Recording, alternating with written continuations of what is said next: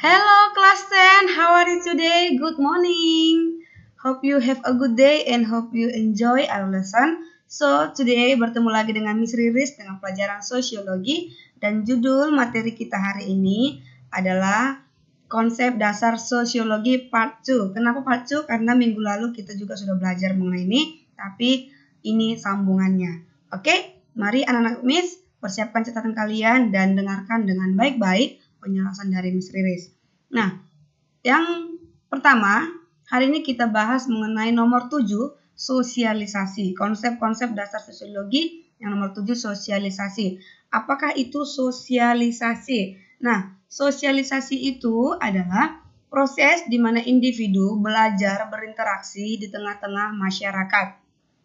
Jadi, setiap individu yang lahir ke dunia pasti mengalami yang namanya sosialisasi. Nah, bagaimana cara melakukan sosialisasi? Yang pertama adalah sosialisasi bisa ditempuh seorang individu melalui proses belajar untuk memahami, menghayati, menyesuaikan, dan melaksanakan suatu tindakan sosial yang sesuai dengan pola perilaku masyarakat. Nah, yang kedua, sosialisasi ditempuh seorang individu secara bertahap dan berkesinambungan. Jadi, tidak sekaligus, bertahap dari baru lahir, bayi, balita, balita, anak-anak, remaja, dewasa, bahkan tua. Jadi setiap hari, everyday, bertahap proses sosialisasi sesuai dengan kebutuhannya. Yang ketiga, sosialisasi erat sekali kaitannya dengan enkulturasi atau proses pembudayaan. Maksudnya adalah di sosialisasi ini kita juga belajar bagaimana budaya-budaya yang ada di lingkungan sekitar kita. Nah, yang berikutnya kita bahas mengenai nomor 8, struktur sosial. Apakah itu struktur sosial? Struktur sosial adalah tatanan kehidupan masyarakat, baik antar individu ataupun antar kelompok sosial sesuai dengan status dan peranannya sehingga keteraturan sosial dapat dicapai. Jadi struktur sosial itu adalah tatanan kehidupan masyarakat ya. Oke. Next, nomor 9, lembaga sosial atau pranata sosial.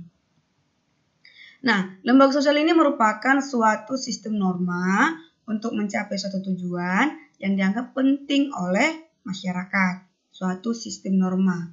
Nah, ada 5 lembaga dasar dalam masyarakat. Yang pertama adalah lembaga keluarga. Ini yang paling utama. Karena kita awalnya lingkungan yang pertama sekali kita temui ketika kita lahir adalah keluarga yang mana ada ayah, ibu, dan saudara-saudara atau kakak atau abang atau adik. Nah, yang kedua adalah lembaga keagamaan. Di Indonesia sendiri ada 6 agama yang diakui oleh negara kita. Nah, yang ketiga adalah lembaga pemerintahan. Yang keempat adalah lembaga perekonomian. Dan yang kelima adalah lembaga pendidikan. Nah, jadi 5 lembaga ini sangat memiliki peran penting untuk dalam proses kehidupan masyarakat kita.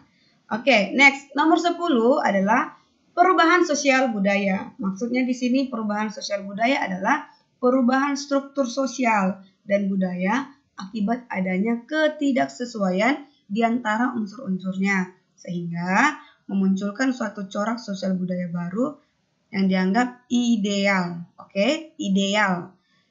Perubahan struktur sosial dan budaya. Akibat apa? Ketidaksesuaian. Jadi kan segala sesuatu yang tidak sesuai pasti mengalami yang namanya perubahan untuk kehidupan yang lebih baik atau untuk kehidupan yang lebih ideal. Nah, apa saja penyebab perubahan sosial? Yang pertama itu adalah perubahan lingkungan alam.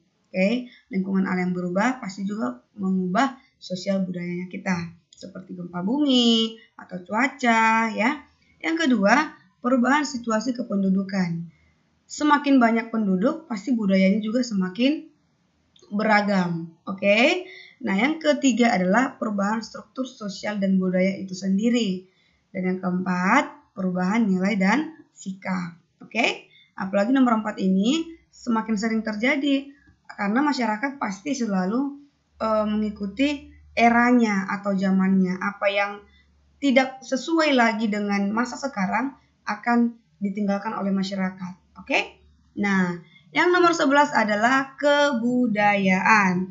Kebudayaan ini adalah semua hasil cipta, hasil rasa dan karsa manusia dalam hidup bermasyarakat. Apapun itu yang diciptakan oleh manusia lewat cipta, rasa, dan karsa, itulah yang kita namakan namanya kebudayaan. Nah, jadi ada 7 unsur utama kebudayaan itu sendiri. Nah, yang pertama apa? Sistem komunikasi, yaitu bahasa. Kita punya bahasa ibu atau bahasa nasional kita adalah bahasa Indonesia. Sedangkan bahasa daerah kita itu banyak sesuai dengan suku-suku yang ada di Indonesia. Nah, yang kedua itu sistem kepercayaan, religi, agama, ya.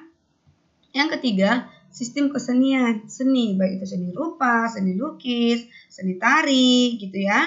Yang keempat, sistem organisasi sosial atau sistem kemasyarakatan. Yang kelima, sistem mata pencaharian atau sistem ekonomi, atau bisa juga dikatakan sistem profesi, pekerjaan-pekerjaan yang ada di tengah-tengah masyarakat seperti guru, petani, nelayan, bidan, dokter, gitu ya. Nomor 6, sistem ilmu pengetahuan. Yang ketujuh adalah sistem peralatan dan perlengkapan hidup atau sering disebut adalah teknologi. Oke, jadi ini dia 7 unsur utama kebudayaan. Next, yang terakhir adalah pelapisan sosial. Apakah itu yang dimaksud dengan pelapisan sosial? Pelapisan berarti ada lapisan-lapisan, oke? Tidak sama, tapi ada lapisan-lapisannya. Jadi pelapisan sosial adalah pembedaan antar warga dalam masyarakat ke dalam kelas-kelas sosial secara bertingkat. Ada pembedaan, berarti ada pertidaksamaan. Nah, jadi wujudnya ini bisa kita lihat dengan terdapatnya lapisan-lapisan di dalam masyarakat, diantaranya karena ada kelas sosial yang tinggi, kelas sosial yang sedang, dan kelas sosial yang rendah. Atau yang kaya, yang menengah, dan yang bawah, gitu ya. Nah, pelapisan sosial ini juga sering disebut sebagai stratifikasi sosial. Dan apa saja yang menyebabkan terjadinya lapisan-lapisan sosial atau stratifikasi sosial, Miss? Yang pertama karena kekayaan. Ya jelas dong ya, beda kekayaan seseorang pasti beda kelasnya sama yang lain. Orang kaya kelasnya pasti beda dengan orang yang kurang mampu. Gaya hidupnya juga pasti berbeda. Tingkah lakunya berbeda, pola pikirnya berbeda. Semuanya pasti berbeda, oke? Yang kedua karena nilai-nilai sosial yang dianut. Nah, yang berikutnya karena kekuasaan. Orang yang memiliki kuasa pasti kelasnya berbeda dengan orang yang tidak memiliki kuasa atau yang sering sebagai pesuruh atau bawahan. Jadi ini bisa menyebabkan terjadinya pelapisan sosial. Tapi walaupun begitu, kita sebagai makhluk Tuhan tidak boleh saling membeda-bedakan. Oke, mungkin kita tidak bisa seperti orang yang di atas kita, tapi intinya adalah tetap bersyukur dengan hidup kita. Nah, kalau anak-anak Miss mau mengalami lapisan sosial yang lebih tinggi, salah satu cara terbaik adalah dengan belajar sungguh-sungguh, raih kesuksesan, sehingga nanti di masa depan, ketika kalian sudah bekerja atau sudah tua, kalian ada di kelas seperti yang kalian inginkan. Dan intinya tidak boleh sombong kalau kita sudah di atas. Oke?